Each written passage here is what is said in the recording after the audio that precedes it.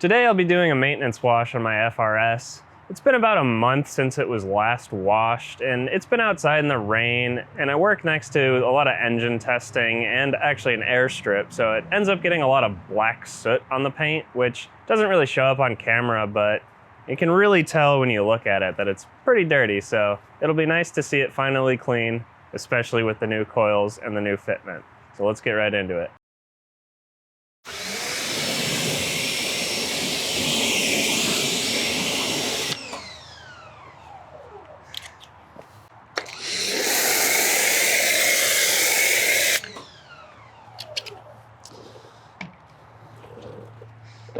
I will say, as someone who wasn't really into detailing much, aside from watching the occasional, satisfying ASMR type video, it is kind of therapeutic. It's a nice little release. You get to see your car looking nice. So you got your coils installed and you just got your alignment. What did you end up doing as far as alignment spec and all that good stuff? So I kind of didn't realize how far the camber would be pushed out in the rear when you drop it 2 inches. But it ended up being 3 degrees of negative camber in the rear. So that's what we're living with. And I have about 3.5 in the front. I don't think it looks bad. I think it looks quite nice. It's not really the most functional, but I think for how I drive this car, it's not that big of an issue.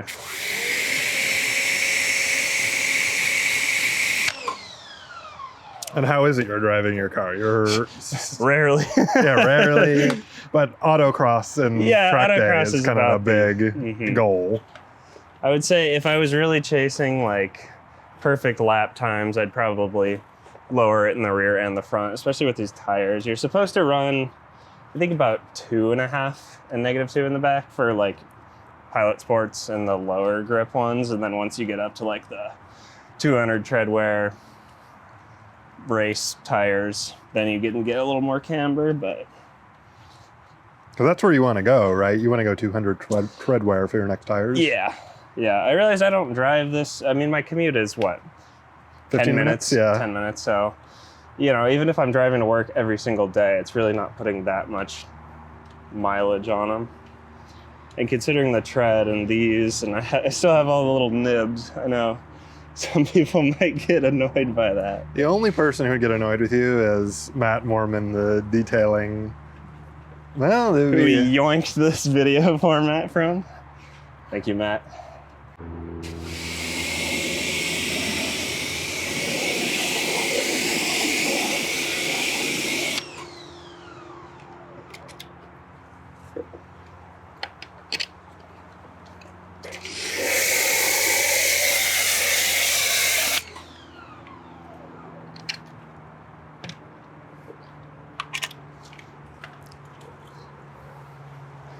Oh.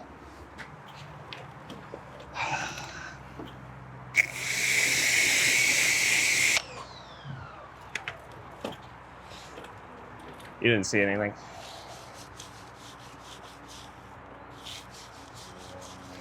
Every time you clean your wheels, the TEs, I get a little jealous. TEs are very nice to clean. There are only a few spokes, and they're huge, and there's tons of space in between. The brush I have, I believe, who is it from? I think it's like an Adams mitt for like cleaning wheels and things like that. What Patrick's been using to clean his. Yes, that guy. I don't really like it. I think the kind of hairs on it, or the bristles or whatever you want to call them, they're too small, and it doesn't really allow anything to suds up around the sides of it.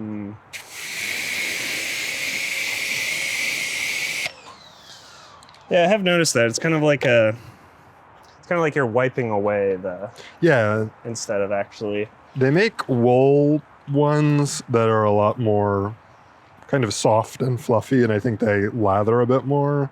And I will probably end up switcherooing to that at some point. It does keep a lot of water though, so at least you know you're not scratching it. Yeah. I mean, that's the big debate with a lot of these detailing people that I don't entirely understand is some people have a separate bucket for cleaning wheels where they'll put wheel cleaner in it and they'll dump all their brushes and things in there. I feel like if you get the wheel sudsed up enough, it's not really necessary. Oh, you're saying like a 2 bucket for the wheels? Well, 1 bucket or for the wheels. So people have 3 buckets. They'll have a wash bucket, a rinse bucket, and a wheel bucket, but I don't know. I don't find it necessary. And then there are the other people, and this is the thing I don't understand at all, because a lot of like professional detailers do this. They'll use a like KW, or not KW, that's suspension. What's it like? What's the name of that company? They'll use a like pressurized sprayer to put on their chemical on their wheels. And it's like, if you have a pressure washer, I don't understand what the deterrent is from just using a separate foam cannon like we're doing. Because you just swap it on. So you're saying like the pumps and then they spray it on the wheels? I don't really understand why people want to do it. It seems like an unnecessary and more expensive thing. Maybe it's for like degreaser and stuff. That would make the most sense, I feel like. But they just put their wheel solution in there. It's not for anything different. I always forget.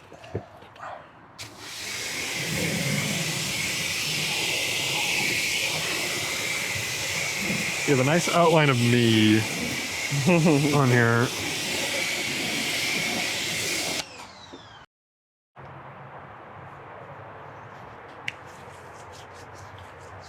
Time for the fun part.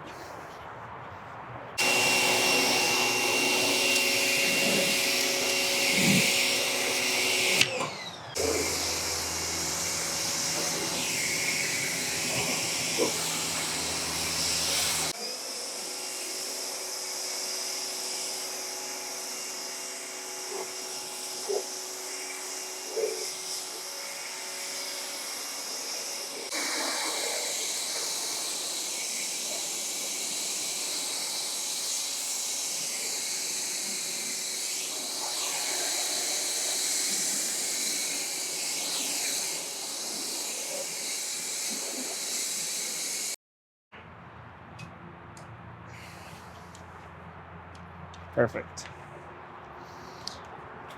Oh, the best part. It smells so good. This is not even the Christmas version of GSF. They made like, I don't know, a few thousand bottles, I think, and it smells like pine and... It smells like pine. Is it like peppermint? I don't know, but it's Christmas themed, and they're like, we're running in this for a month. But alas, we got a gallon of Too late. regular GSF. It still smells delicious anyways. Yeah.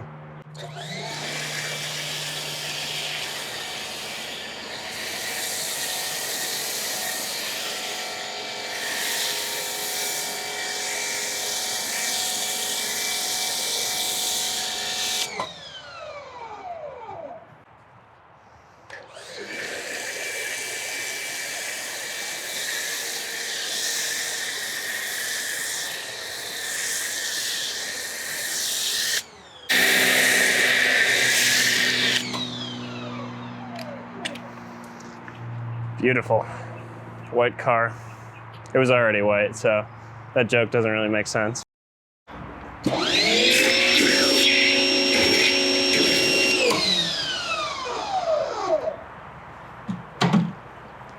Frothy.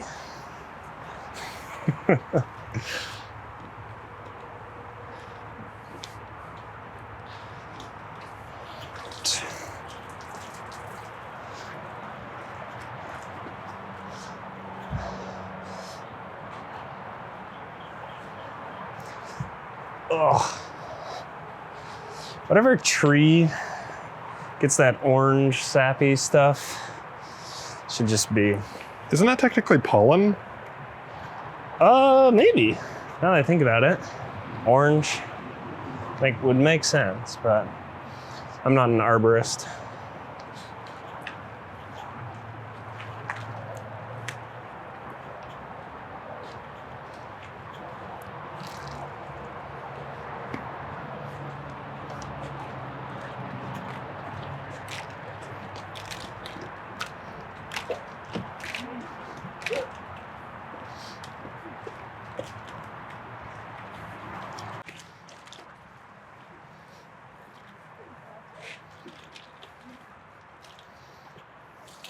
Get some cameos. We'll call it. anyone who walks by on the street will be like, all right, it's autolytic on the street. And we'll interview him and say, hey, what's your favorite car? What's your favorite car? And why? If they give like a bad answer, we'll just Get out. You're off the show. off the show. Oh, the one problem with having these like nice big camber wheels is it just kicks so much up right here. Well, it's not the camber so much as the width. Well, I mean, it doesn't help. Because the Prius wheels, by default, were probably saving you from that quite a bit. Yeah, they're so far inboard too. They literally are the same wheels as a Prius, right? Yeah. I mean, It's a logical decision. I get why Yeah. they did it. They're like, oh, we can make a sports car and have it on Prius wheels? Like, hell yeah, Jim. You're well, they're promoted the Prius chief tires. of Prius tire. They're the same size, aren't they? I don't think so. I think Priuses have like 16-inch wheels. I don't know, but I think they kind of assumed everyone would just change the wheels anyways, which is what happened. So good call, Subaru and Toyota.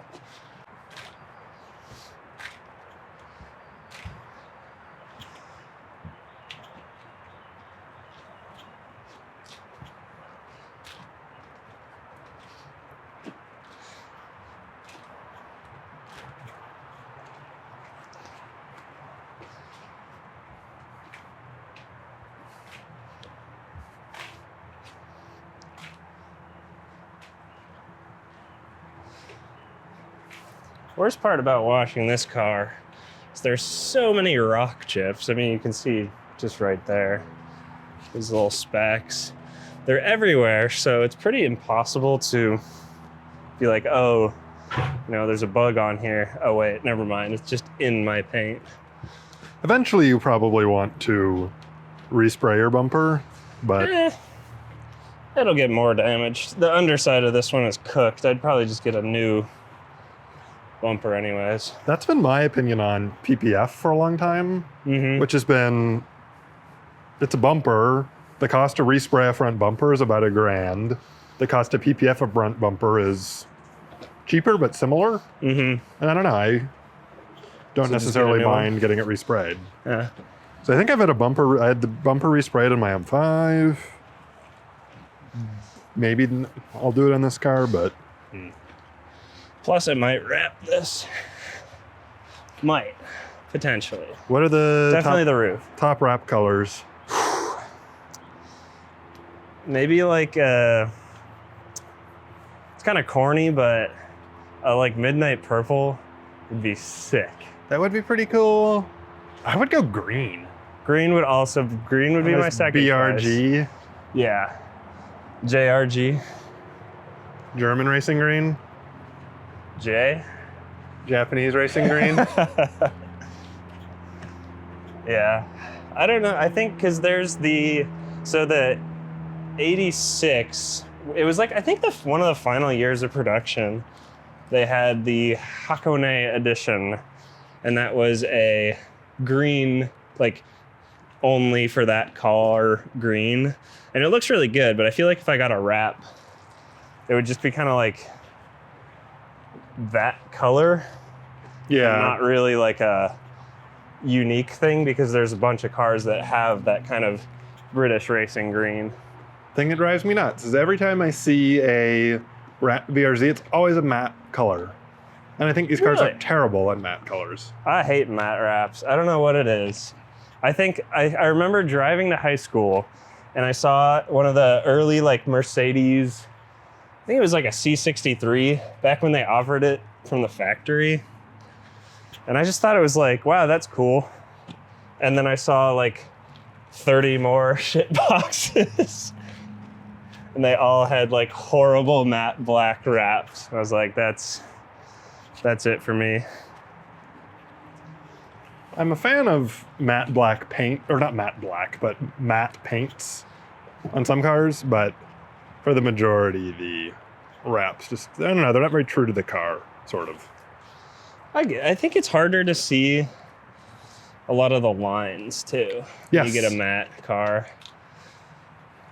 like the E92 M3, because I was trying to get an individual color for my car, and I think there's a few. There's a blue and there's a silver that are both matte, and they're both pretty rare, but they're not like too crazy to get, and they both look really good. Like the car was meant to have that color. I feel like it suits it well, but most of the time it's just not a match, I feel like, for the colors. Well, it clearly didn't mean to have that color because they had to get it individual.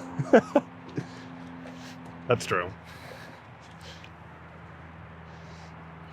I don't know. I think, and then maybe it would have to be a fun color. Like if you're wrapping a car, it's not permanent, so you might as well go dumb with it. Or like a deep, like red-ish. I don't know. There's like a blood red, like red black. Looks pretty good.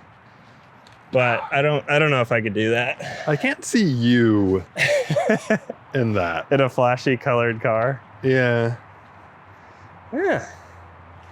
Wonderful, wonderful. I should do the tips, but they're already filthy enough, so it's fine. You usually do those when you're doing your wheel and you put your wheel and tire cleaner on them. Rinse that off.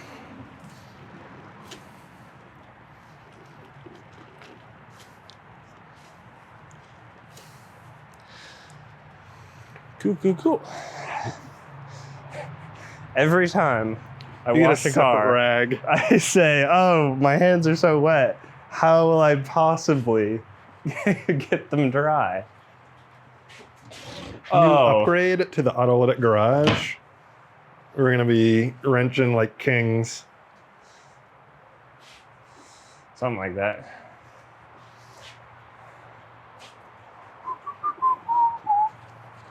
The funny thing for San Diego car people, I don't know if it's just us, but we have incredibly hard water. It's definitely Southern California. Yeah, it's like 300s parts per million, which is kind of insane. So the deionized water comes in great help here.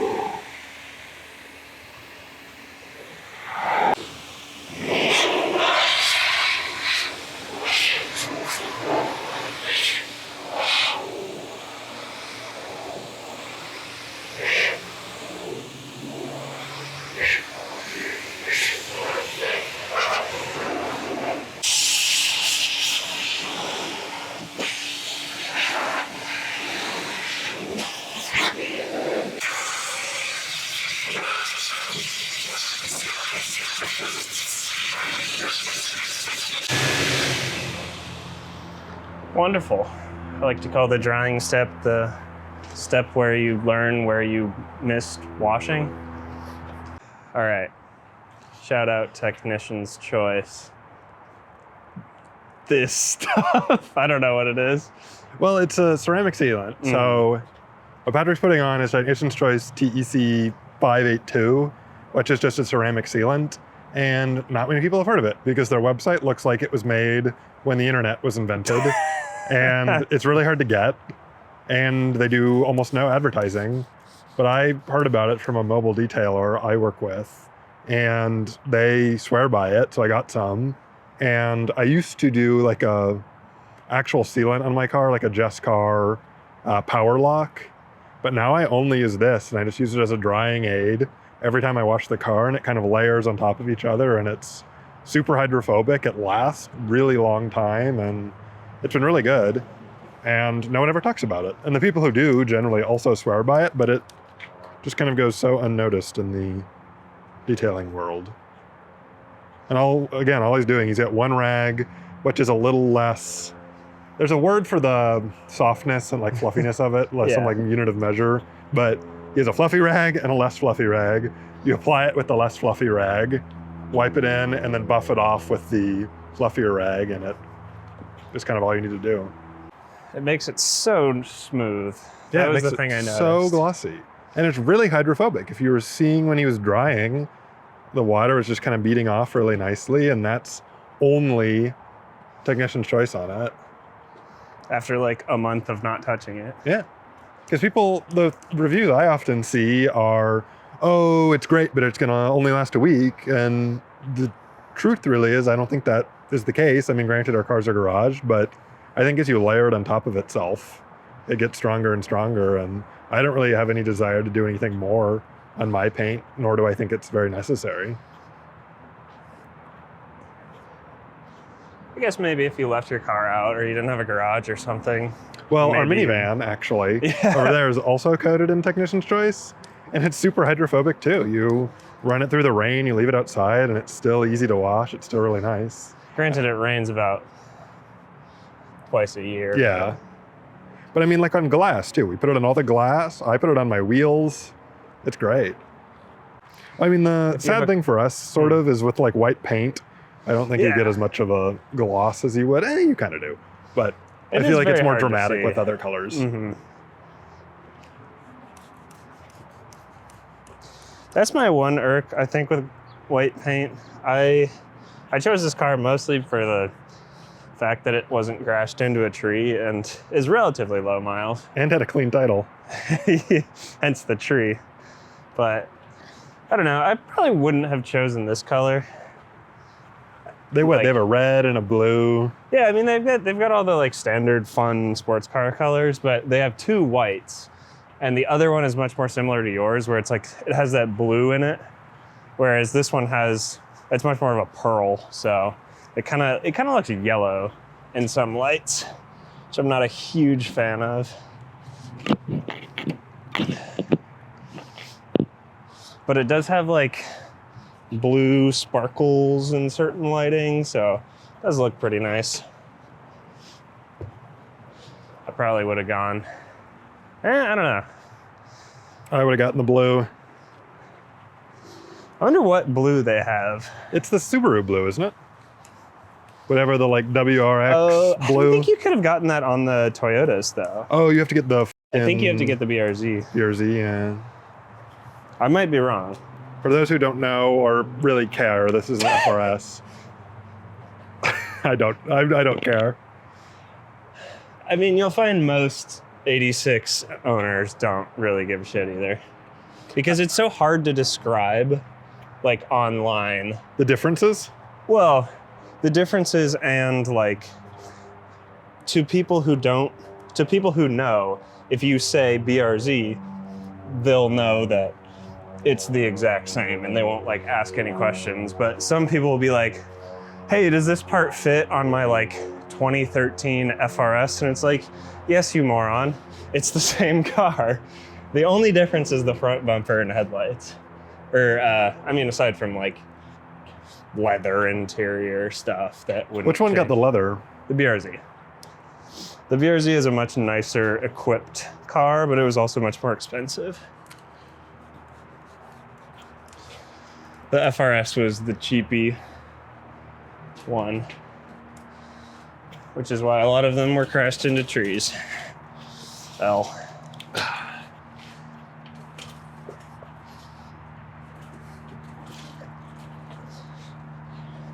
It's funny though, everyone that I talk to, they're like, whoa, so you're telling me this car has a Subaru engine in it?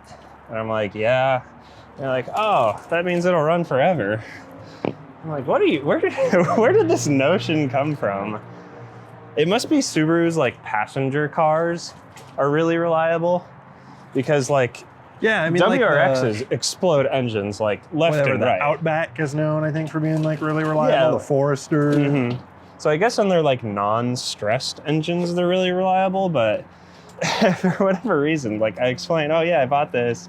It's a Toyota / Subaru. They're like, whoa, it's gonna run forever. Owners would disagree. But I mean, that's the thing I've noticed about like, I mean, I've had pretty much entirely BMWs and one Volkswagen, but like pretty much every car group or car you're trying to get into, you'll go and look up blank reliability and there'll be a forum and everyone will say, oh no, bro, the blank explodes at X miles and it's a big hassle. But it just seems like with every variety of car, everyone kind of complains about things. And I just think that's the way your life is going to be if you have a performance car of some nature. I just think it's funny because the higher your like MSRP was, the less, they're like the lamer the things people complain about are.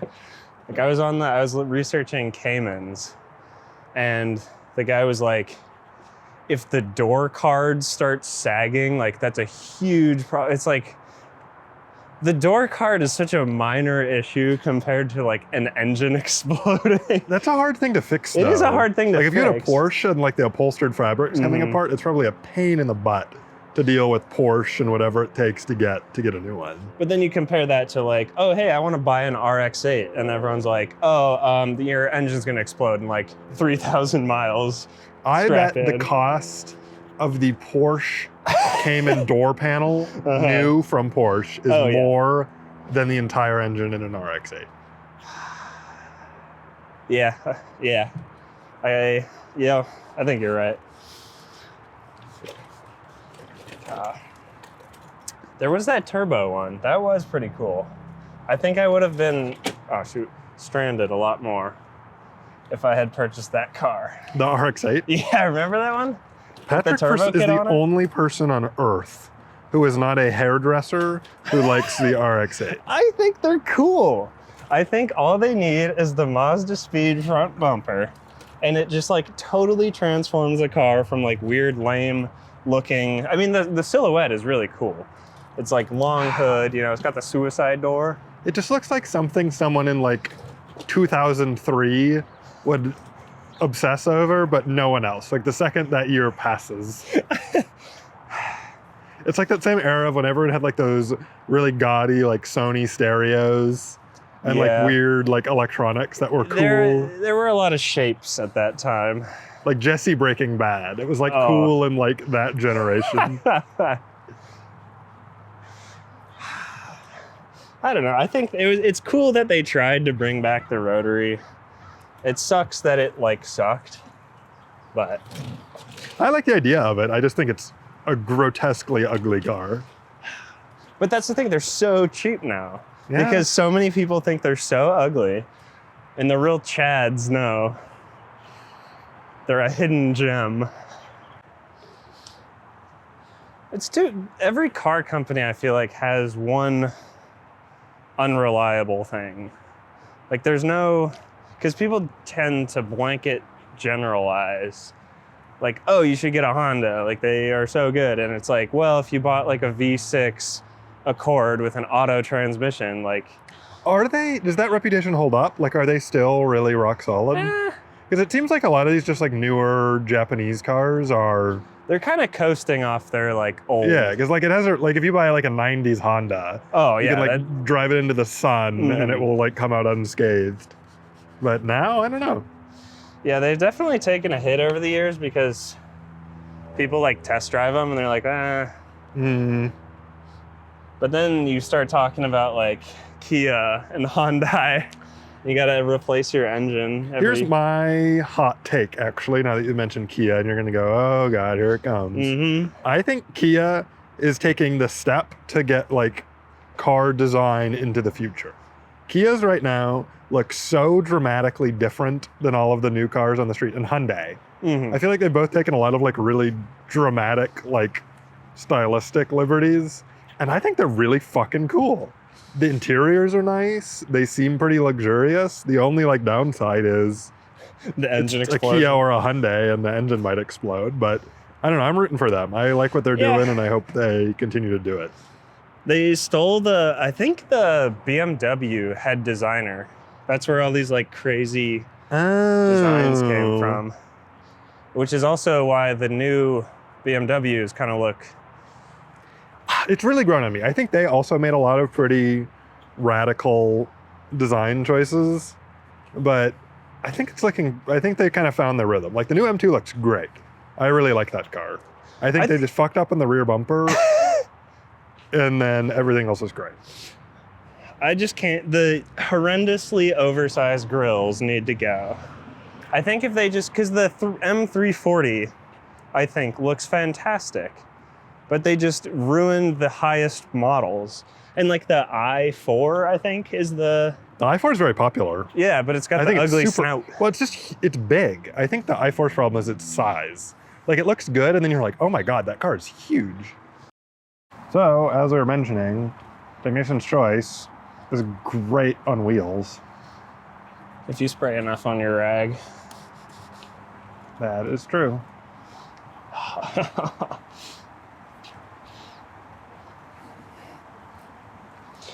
Boy.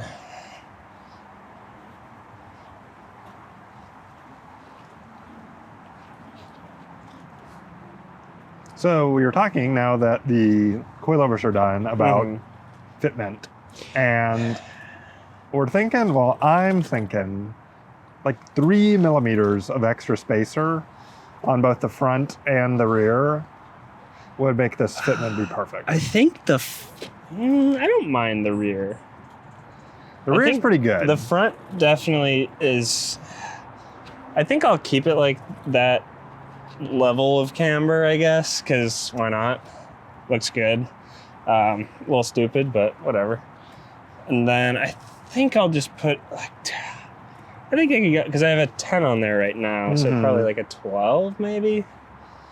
I don't want to push it too far, otherwise, once I actually get a good alignment. But to do that, I'd have to get the rear lowers. And I've spent enough time fiddling with the suspension for my lifetime. Well, almost. God, I need to clean my tips now. God damn. Dirty though.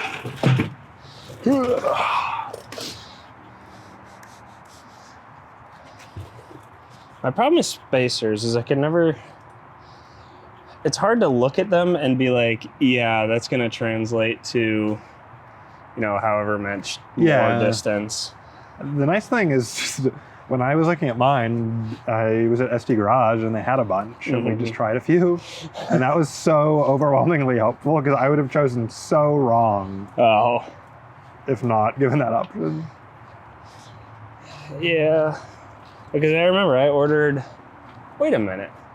Well, you have little tiny guys. I think I do. Oh, somewhere. Yeah. Where are those? Because you originally wanted really tiny spacers and we were like... Yeah, they're on Amazon, didn't you? Got like really cheap ones on Amazon?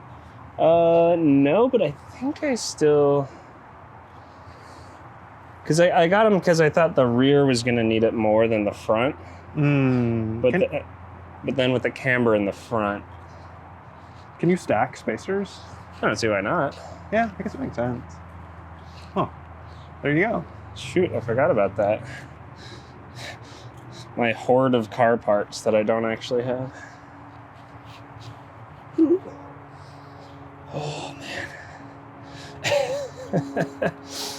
Sometimes I regret my NTO3 decision, but I wish NTO3s didn't have the little ring. I think the ring is the coolest part.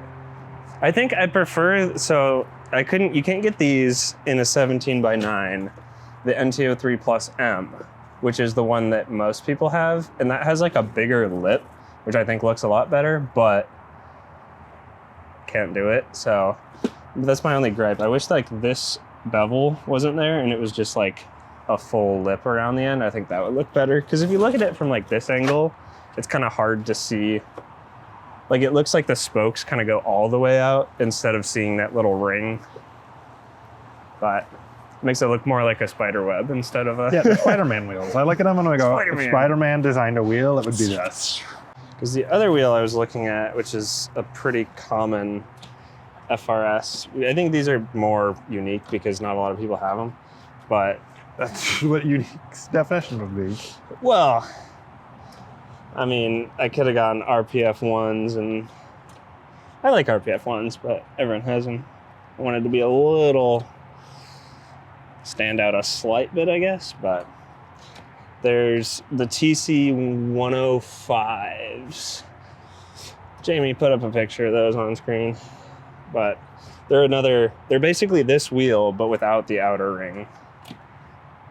I think they might have a few less spokes, but Because I feel like that was the market Ambit wheels was filling for a really long time, was the really nice looking wheel and this multi-spoke wheel in this style with no like weird ring or anything. They just had this. yeah, they went out of business, and I was trying to look at, I saw somebody post like, hey, check out this wheel. And I was like, wow, that looks exactly like what I want. Like I wanted a very low detail. I mean, because when you get down to it, like these are just multi-spokes and they just have this additional thing. But I was looking originally for just like full-on multi-spokes, like evenly spaced. And those were one of the suggested ones. And I was like, oh, I'll go to their website. It was like 503, like not found.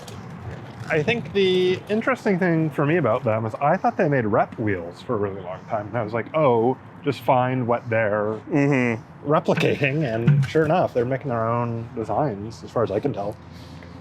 Because that's where ESR has really filled a good void.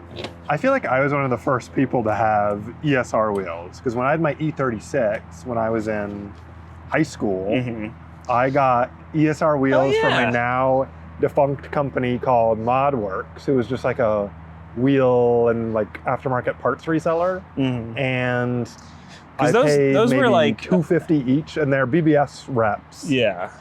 But they were great. I mean, they weren't the greatest quality, but I didn't care at the time, and Yeah, they were a really nice good deal. And then on my 335i, I got the RF, what are they? There's RF something, I think. But they were ESR wheels, and they were their like Ford series, and they were great. They were the closest you could get to a BBS FIR without spending FIR money. And the design was different enough to go, oh, that man just got the reps or whatever.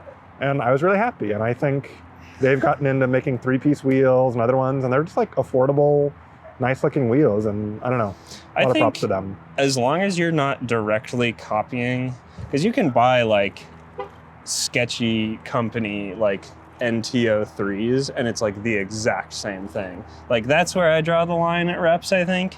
But when people are like, oh bro, you're making rep wheels, but it's like a rep of like the like Kansei wheels. They make their one that's it's the R34 GTR wheel. Like nobody is buying the original one for that. So I don't know, it's kind of like a gray area with that, but as long as they're like flow formed or forged, I mean, even like a quality casting is you're not gonna notice it. Oh, tire shine. Woo! Is this the introduction of the shear tire? Nope, still the old one. We're gonna continue using this. So right now this is the whatever OG tire shine, and I can't figure out who Matt is using to make it, interestingly enough. But I really liked his. It's more of a satin finish, which I like. Patrick has wanted something a bit more glossy. I kind of love the like crappy like Meguiar's like super wet tire shine. I just have never liked it. So the one I got to replace this, because the thing about Obsessed Garage that bothers me, sorry, we got beef. Just kidding. The shipping This is is a really call-out. the shipping is really expensive because Yeah. you're always buying liquids, and he doesn't have like an Amazon fulfillment network where he can just ship it for free. Yeah. So it's a terrible deal buying like a new bottle. Oh, of like Tire a Shine from him. gallon. Yeah, because he's going to charge me shipping because my order's not over $99, and the shipping's going to be $30 maybe. Mhm. So then I'm paying $110 for Tire Shine, and it just isn't worth it. Yeah. So I've moved to, I bought a gallon of P&S Tire Shine, whatever their kind of plastic rubber protectant is. And I think it should be slightly glossier than this, but it's still water-based, so it should spray nicely on and should still look fairly satinish when it's dry, but a little bit more glossy than this. The thing about like the matte Tire Shine is it makes the tires look like they're new, but it doesn't necessarily make it look like they've been washed, I guess. Yeah, it just Is looks what's- unnatural, I think, yeah. to me. It's my big irk. It's like a really shiny pompadour. It's like, Yeah, it's really cool, but really you know. cool, but this looks really, there's something about it that seems very unnatural. Look at everything. I just feel weird about getting the bottom of this because I don't want to scrape the brush on the ground. Or your knuckles. That's Yeah. the thing I've learned not to do from experience. Nice. Oh my god. There's just like all of these are rock chips. Oh well. Doesn't help that Patrick works at the gravel factory. Me driving on the dirt road to get to my glass cutting job. Oh.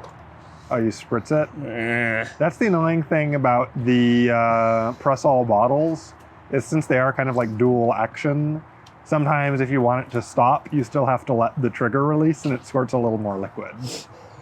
So, I don't know. Words of wisdom. I really like the bottles though. They're just really pleasant to use. I think they were frivolous. Especially if you're spraying like a lot of something, like iron remover. Yeah. It's terrible because you're just like back and forth and back and forth. And sometimes the trigger will lock and they just make it a little bit more pleasurable. I mean, me personally, probably wouldn't have bought them, but I didn't buy them, so it is what it is. That's the thing about all the detailing people on the internet. I never know who to trust that much. Like, Oh, with like product reviews? yeah. Like I've fallen into the Obsessed Garage thing, and I know he gets an incentive from selling what he sells, Mhm. but I do believe he is. Well, he's a negative enough yeah, person. and he doesn't sell enough of his own stuff to where I'm like, I don't know if I believe it. And everything I've tried has been wonderful. Yeah. But like, there's been a lot of controversy about Pan the Organizer, and he was one of the OG sort of like detailing guys on YouTube, and everyone just sort of says he's a shill on the internet.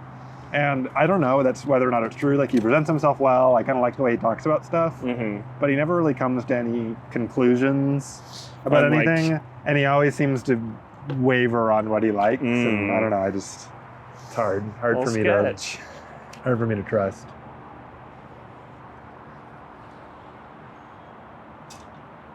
Oh, I gotta do it the other way. Is there an order to this, a rhythm? Ugh.